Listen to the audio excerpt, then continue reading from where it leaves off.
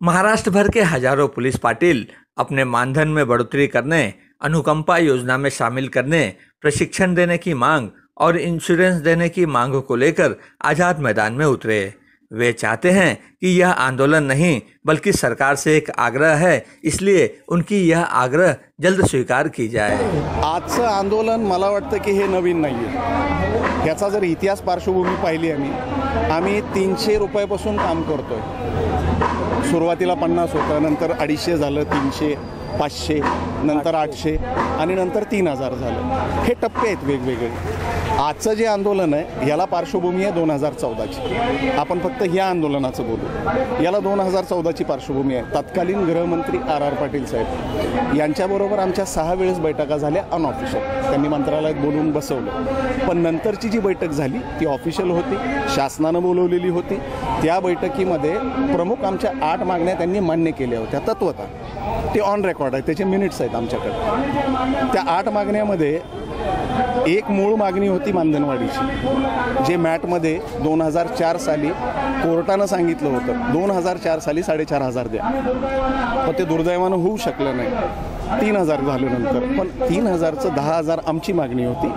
R Patil साहेब आणि त्यांच्याबरोबर अधिकारी जी मंडळी होती त्यांच्याबरोबरच्या ज्या वाटाघाटीमध्ये फिगर आला तो आला 7500चा। आमची दुसरी मागणी होती विम्याचं कवच राहावं आमच्या पाटलांना, ते नेहमी बाहेर असतात फील्डवर, तर शासन 2 लाखापर्यंतचा प्रीमियम विम्याचा शासन भरणार, ही मागणी होती। त्याच्यानंतर तिसरी मागणी होती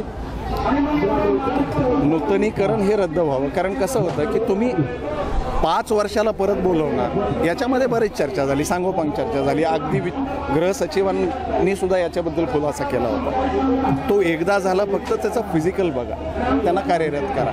नंतर एक मागणी होती अनुकंपा आम्हाला नाही, आम्ही प्रशासकीय नोकरी नाही आहेत, आम्ही कर्मचारी नाही आहेत, पेड एम्प्लॉई नाही आहेत, आम्ही मानधनावर काम करतो। मग आमची एक अशी मागणी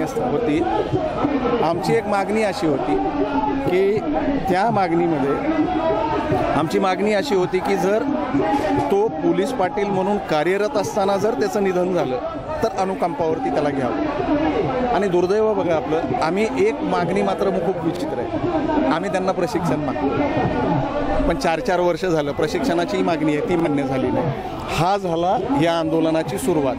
2016मध्ये आदरणीय मुख्यमंत्री महोदयांनी त्यांची आमची भेट झाली, त्यांनी मेळावा घेतला फेब्रुवारीमध्ये नागपूरला। त्यांनी 2 महिन्याचा कालावधी दिला, ते मेळाव्यात त्यांनी आम्हाला शब्द दिला होता। त्याच्यानंतर गृहराज्यमंत्र्यांच्या दालनात 2016मध्ये 11व्या महिन्यात आमची परत बैठक झाली। त्यांनी ऑफिशियली बोलवलं होतं। त्या बैठकीमध्ये त्यांनी 2 आठवड्यामध्ये हे प्रस्ताव सादर करतो, दाखल करतो आणि ह्याच्यावर अंमलबजावणी होईल। मग 11व्या महिन्यात 2016, आता 2017चा शेवट आला आहे।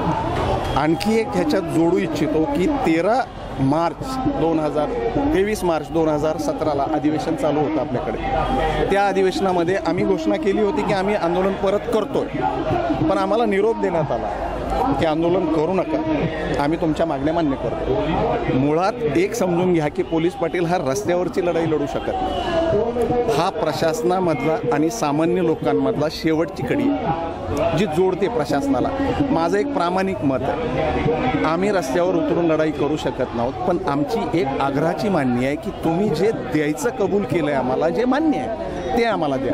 आणि आजचं आंदोलन होतं हे फक्त आठवण करून देण्यासाठी होतं। पुलिस पाटिल के पदाधिकारियों का कहना है कि उनकी यह मांग कई वर्षों से जारी है, सिर्फ सरकार बदलती है लेकिन सुनवाई नहीं होती। आमच्या मागण्या होत्या मानधन वाढ, रिटायर पोलीस पाटलाला काहीतरी ठोस रक्कम पेन्शन बोला काहीतरी, म्हणजे असं 3 लाखाची मागणी केलेली आहे। मानधन 7,500 झालं पाहिजे, आणखी वयाची मर्यादा 60 ते 65 झाली पाहिजे। या मागणीसाठी आज आम्ही धरणं आंदोलन केलेलं आहे। तर हे नाही झालं तर पुढे काय करतं आम्ही ठरवणार, कसं आंदोलन दुसरं करायचं। धरणं आंदोलन आता हे आहेत, तर कसं करायचं आम्ही ठरवणार आहे। या आठवड्यात आता समजा 15चं आंदोलन चालणार आहे, त्याच्यामध्ये मागण्या मंजूर केल्या तर बरं होईल।